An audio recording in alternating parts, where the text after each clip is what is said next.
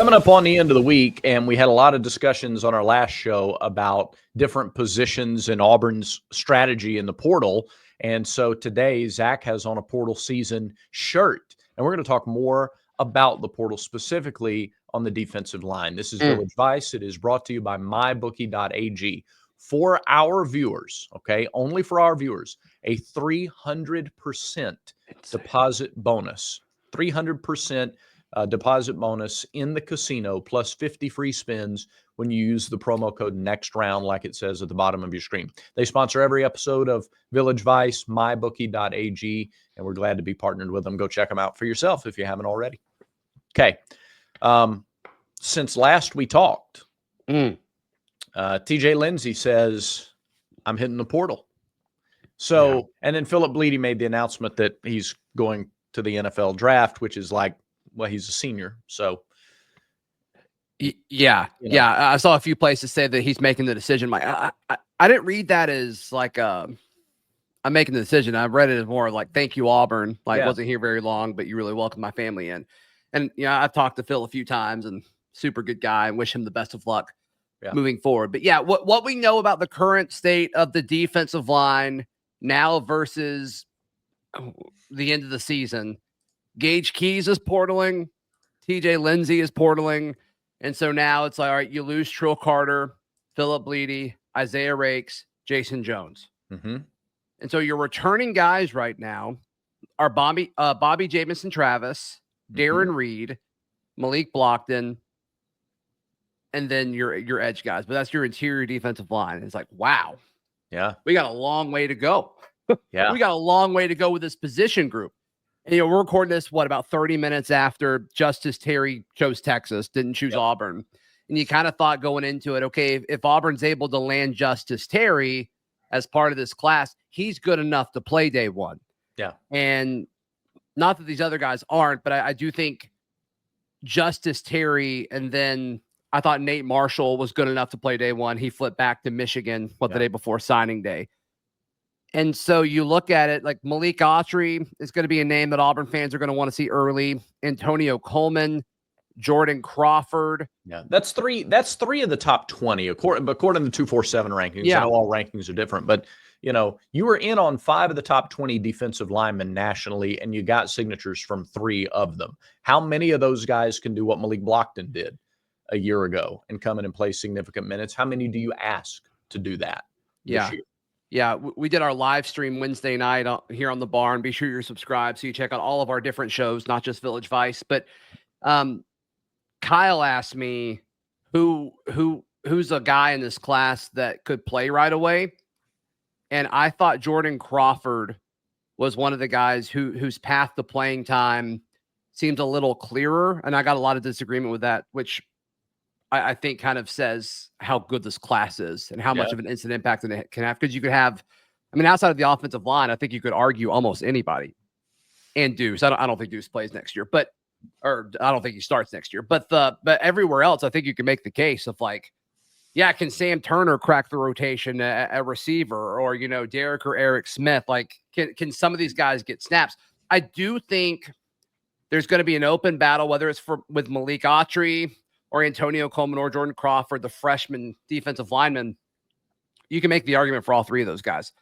I said Jordan Crawford because he has a different build than anybody else that's currently on the roster right now. Yes, he does. On 3 has him listed at 6'1", 330, which screams nose tackle, right? Your Jason Jones, Isaiah Rakes role. Yeah, the space eater, the guy who can move the middle of the line if he's not double teamed and force the pocket to one side or the other. Exactly. Antonio Coleman and Malik Autry, I think, are more 3 technique type guys. Malik Autry has the size at 6'5", 325. But the way he moves, I don't know if he's necessarily the space eater role. We'll see. We'll see how they use him, and what a great situation to be in, where you've got these guys that maybe can play multiple spots on the defensive line. But with all that said, and with all the talk of freshmen and sophomores, it's the conversation we had about linebackers yesterday. With all the freshmen and sophomores that we're talking about and what they could or might not do, you need to go to the portal. You need to go. They went heavy on interior defensive linemen last year. Probably didn't get the production out of those guys that you were hoping for. Is that fair or is that harsh? Oh, I mean, I think you'd be more harsh. Okay. I mean, Okay. I think some of these guys flat out robbed Auburn's NIL collect. And I mean, Gage Keys, I think he's probably going to do it again. I think he's going to get a good deal somewhere else too. But I mean, you didn't see anything from Gage or Trill Carter. Philip Bleedy and Isaiah Rakes were solid. I expected a little bit more out of Bleedy, and he had his moments. Yeah. Rakes had his moments. You know, Jason, I don't think had as many opportunities as he probably would have thought that he would. So, right. So I don't think any of those guys really blew you away, right? Right. So if you brought in 4 or 5, I guess it was 4 last year. You don't get that same number again, do you? Or do you get 2? Where's your number on interior defensive lineman? And where does Keldrick Falk fit in to this? I don't think he should. I think he has to be an edge guy. Okay. I think he's got to be an edge guy. I think you beef up the inside to emphasize Keldrick. I think you use Keldrick as a selling point of come in and play next to this guy. He will be a first-round pick. You will not be double teamed as much as you would other places. Yeah. To me, I think that's part of it. Man, if they keep the scholarship numbers the same for interior defensive linemen, 1, 2, 3, 4, 5, 6, 7, 8, 9. They had 9 scholarships for interior defensive linemen. I'm not counting Zacchaeus Walker as an interior player. He's listed as an end/edge. Right. Okay. And so if you keep that number the same. So the only upperclassman you have coming back is Bobby Jamison Travis? That's what I'm looking at. Whew. Yeah, you need to reinforce that then. Yeah, so you're losing 1, 2, 3, 4, 5. You're losing 6. So the 5 upperclassmen and then TJ Lindsey. You're adding 3 freshmen. So you've got 6 guys signed on the interior. And that's assuming those 3 guys are used as interior guys. I can't imagine a world where Autry, Crawford, and Coleman aren't used in the interior. But primarily, I do think you can move them around. But yeah, I mean, you probably need 3 or 4, right? I was going to say, if you have 6, you need 8 at a minimum. And we were talking last year about rotating 10 guys across the defensive line. Now, that included the edge, but and I'm just going to ask a question, like, how happy is Darren Reed right now? Oh, good man. It's his time. He has more opportunities now than. I guess there's 2 ways to look at it. Yeah. And if they want him to stay, the pitch will be, it's your time. You're never going to have a bigger opportunity than you do now.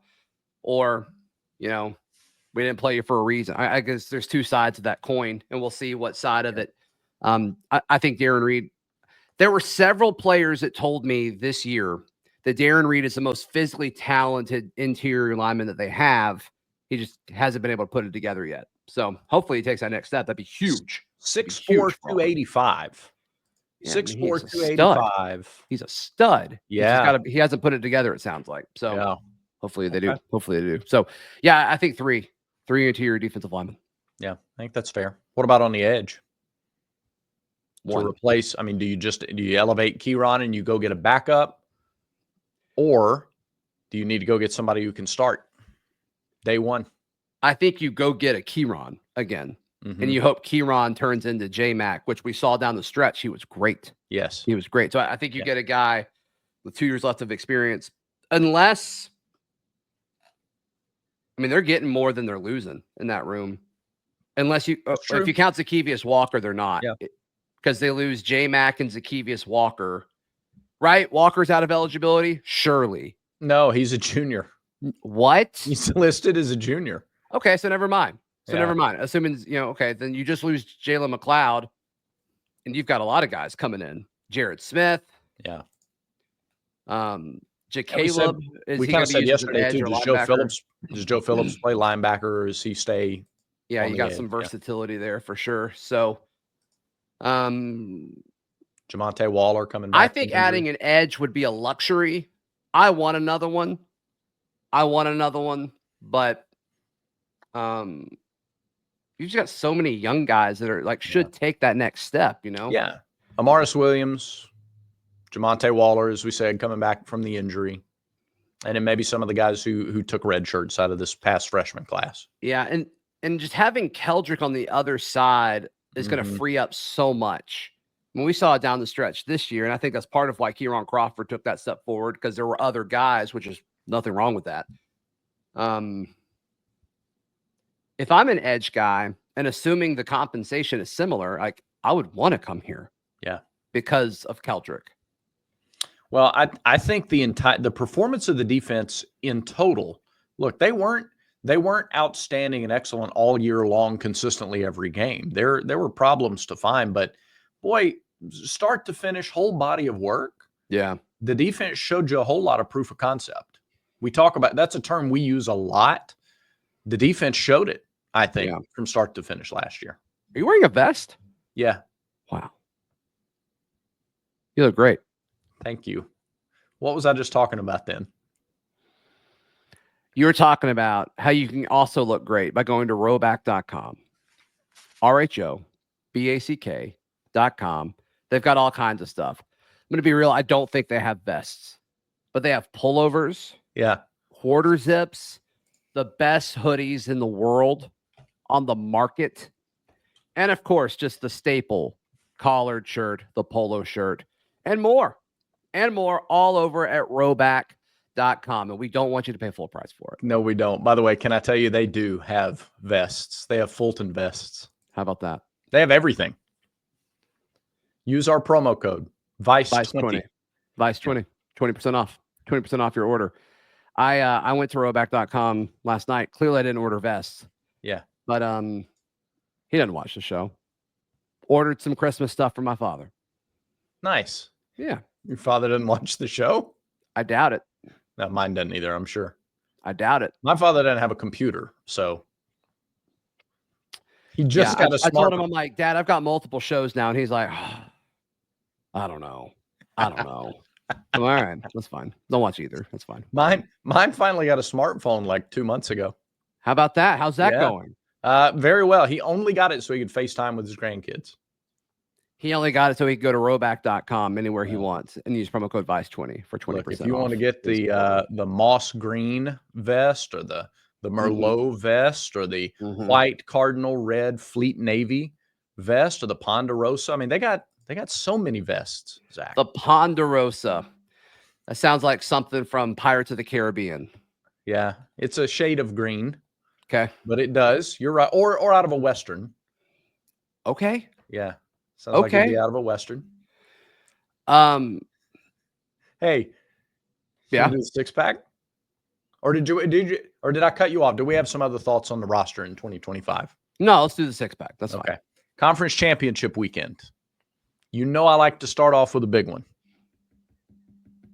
You ready? Yeah. Conference USA Championship, baby. Jack State, Western Kentucky.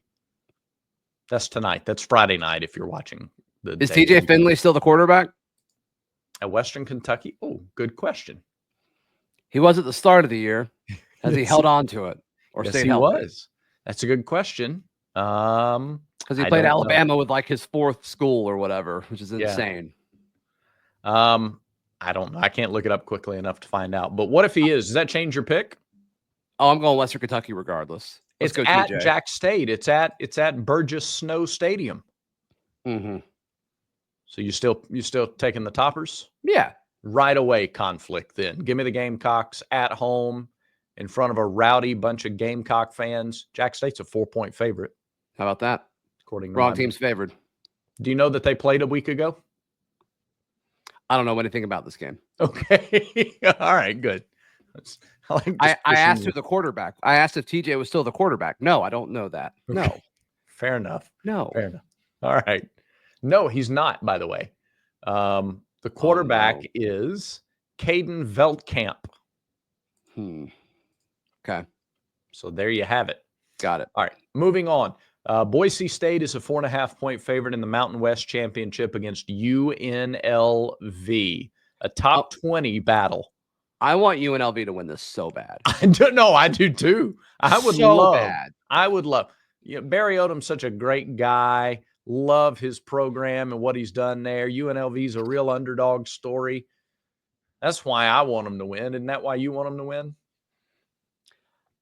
I think we're acting like Boise is this like really good football team because they lost to Oregon by like 3 points at the start of the year.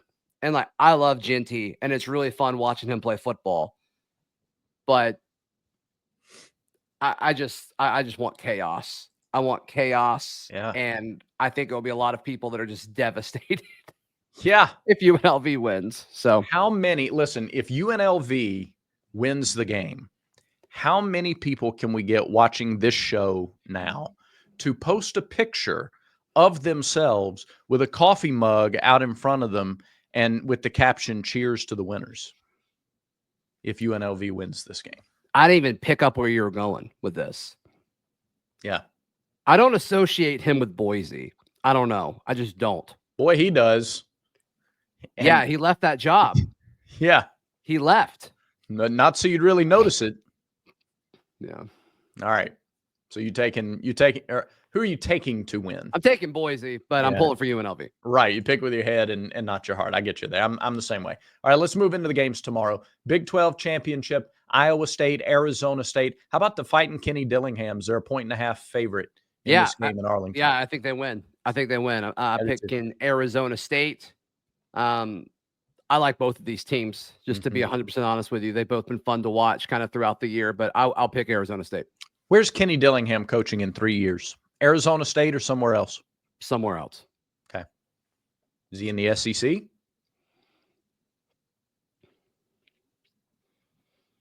Sure. Or does Dan Lanning go somewhere else and he follows him at Oregon? I don't know why Dan Lanning would leave. That's fair. That's a good point. Yep. I agree with you on that. All right. We'll wait and do the SEC championship last. Penn State, Oregon in the Big Ten championship. Oregon is a 3.5-point favorite. Of all the major conference championship games, this is the biggest spread, 3.5 points. And the spread should be much larger. I agree. I don't think this is a close game. If this was Oregon 6.5, I still would take Oregon to cover. I agree. I might take them at 9.5. I don't think it's going to be close. Yeah, I agree. I think Oregon is just, boy, they're playing with loads of momentum right now, and signing day was huge for them. Yep. And like, let's don't forget, I mean, Penn State is the epitome of like, we're fine until we play somebody else. Like we're a bully. When we can pick on people, we're going to. But when somebody is able to stand up to us that's as big and as strong as us, like it just doesn't work. It doesn't work. So, yeah, give me Oregon. Since the second week of the season, Oregon has played one game that was decided by single digits, and that was at Wisconsin. It was a 3-point game. Everything else has been a blowout since the second week of the season. They played a 10-point game against against Ohio State. Let's see. That was a 1-point game. Oh, all right. I read that wrong. You're right. You're right. Game of the year. 31. I'm sorry. That's it. You're right. So 2. Okay. So everything else. It doesn't change that much. Right. 8 of their 12 games have been complete blowouts. Yeah. And 2 of them were like the first few weeks. Yeah, I got you. All right. Ultimate chaos, potentially. Clemson, SMU. SMU is a 2.5-point favorite in the ACC championship game. Who do we like, Clemson or SMU? Let me start with this, okay? Okay. I like Rhett. I love seeing Rhett Lashley have success anywhere he goes. They're like Wayne Dickens is the team chaplain at SMU. I love Wayne Dickens. There's so many people that I like at SMU. It's a great story. I'd like Clemson. I would like for Clemson to win this for the chaos that it creates. Because you can't keep SMU out of the playoff after the season they've had and penalize them for playing in the ACC championship. Sure you can. You shouldn't. Agreed. But sure you can. I think SMU wins. Sure would be nice to see the fallout if they didn't. Yeah, I mean, the way the committee has handled the rankings the last few weeks is just they've given themselves no wiggle room. Like they're going to have to make decisions on, do we penalize people for making the conference championship? Yeah. And which would go against, by the way, how they handle postseason basketball, because they haven't done a thing for teams either that have elevated their stake or that have lowered their stake in their conference tournaments. So it's a different committee. and it's fewer spots. I get that. This one matters a lot more too. I mean, there's a big it's a big difference between not getting in and getting in versus if you're a 5 seed instead of a 4 seed. You're right. So, you're right. I think SMU wins. Okay. All right. And now the SEC championship. It's Georgia, Texas. Texas, a 2.5-point favorite. Would kind of be fitting if Texas went into Georgia and did to Georgia what Georgia did to Texas in Texas. Yeah, I think Georgia wins. I don't. I think this was I don't think they can take this. Now this is I think I believe this. So let me go forward with it. Okay. I just wanted to check it before I actually say it. I don't think Georgia, as good a motivator as Kirby is, it's hard for me to see them having the same level of hunger for this game, even though it's a conference championship, same level of hunger that they took into Austin for that game. And I think when you got these two teams so closely matched, scheme, personnel, all of that, hunger is the decider. I will give you that I would say all of the teams that were competing for a spot in the SEC championship outside of Texas A&M over the last month of the season, all the teams that had a shot, other than Texas A&M, I would say Texas and Texas A&M were the only two schools that really seemed to care about the championship. Yeah. Everyone else was looking at the college football playoff to the point where Lane Kiffin was like, it almost hurts you if we play in the SEC championship game or whatever. Yeah. So I will say that helps Texas for sure. But I don't know. I just trust Kirby Smart so much. Yeah. And that's really my only argument. I think everything else points towards Texas, but I just I get it. Look, I trust Kirby Smart in this situation. He's an excellent motivator, and he gets his guys to be hungry when the average person would look and go, "There ain't any reason to be hungry. They've eaten so much already."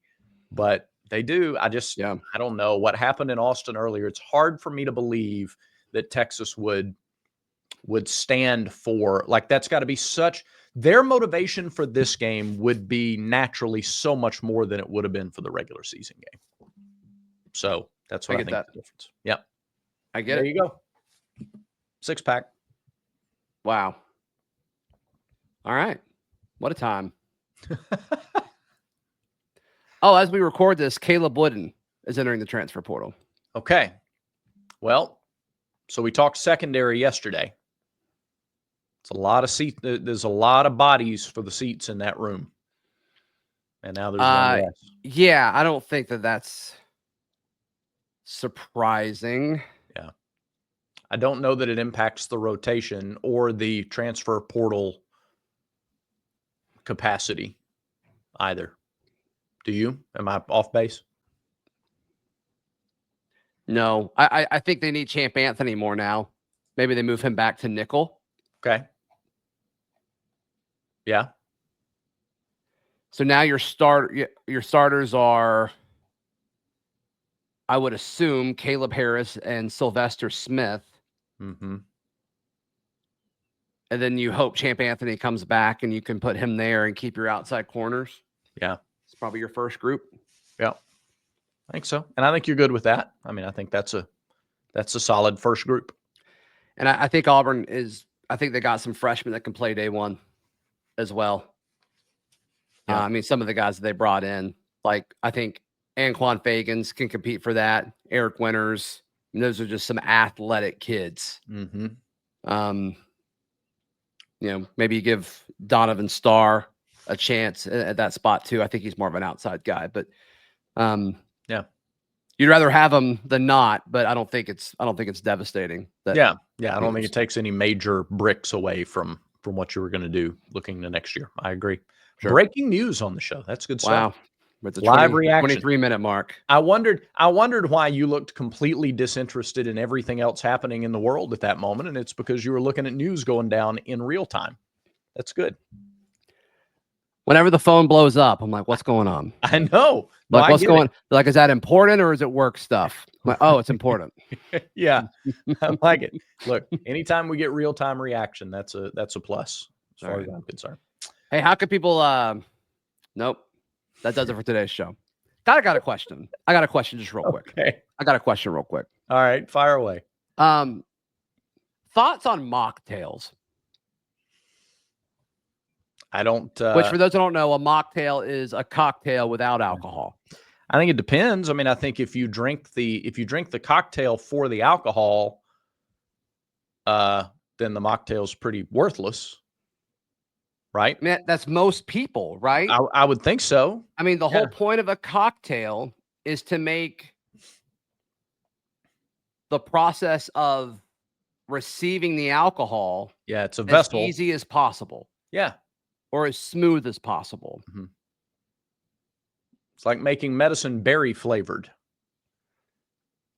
Because people say like, "Oh, I love margaritas," or "Man, I love an old fashioned," or whatever. Mm-hmm. Yeah, and it's like, well, if you loved it that much for the taste, I feel like you would drink them more often. Yeah, just like in a mocktail version. Like if you truly believe that. Yeah. So you're anti-mocktail. You just don't. I just don't get it. And like, I'm not a huge drinker. Yeah. If I do drink, it's either a beer or like I'll drink bourbon neat or whatever, but not often. Once a month, maybe. That's why we've never seen you pull a Taylor Corn and just drink a beer out of a plastic cup during a show recording. Does she do that? She has before, yeah. How about that? Yeah. How about that? All right. No, I'm not much either, but you say like a Diet Coke would beat any mocktail. So is that because you're high on Diet Coke or you're just not very big on mocktails? I mean, I love Diet Coke. Okay. I love it. I'm addicted to it.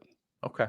But I'm just trying to think of a mocktail that I'd rather have like that would be better than that. I don't. And like mocktails, like they're not much cheaper than like the full drink.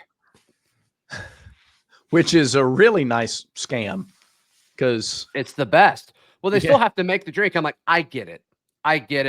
And, depending on where you're ordering it from, my wife and I are going out later and she's pregnant. So like that's why we're having this conversation. Okay. And she's like, I'm so excited for a mocktail. And I'm like, yeah, all right, we'll get you one. 100%. If you want one, you're getting one. You baby. should get 100%. one too to support her. You should both have mocktails and she could sample yours and you can sample hers. Here's what I'm going to get. She'll love it. Here's what I'm going to get. Yeah. I'm going to get a Jack and Diet Coke without the Jack. All right. Get the mocktail version. Little rum and diet or whatever. Jack and Diet, whatever we want to do. So whiskey diet, whatever. That's terrific. Right. Yeah. Your mic switched. Right. We got to get out of here. You sound terrible now. Yeah. You sound awful. That's all. That does it for today's show. Well, hang on. There we go. End it. Just end the show. I got it now, okay? You sound now great I don't again. sound horrible. Just had to push a couple buttons. Beautiful. We landed this thing so well. Have a great weekend. And remember, until next time, everyone has vices. Oh, my gosh. Maybe yours are mocktails or Diet Coke. Everyone has vices. Make sure Village Vice is one of yours.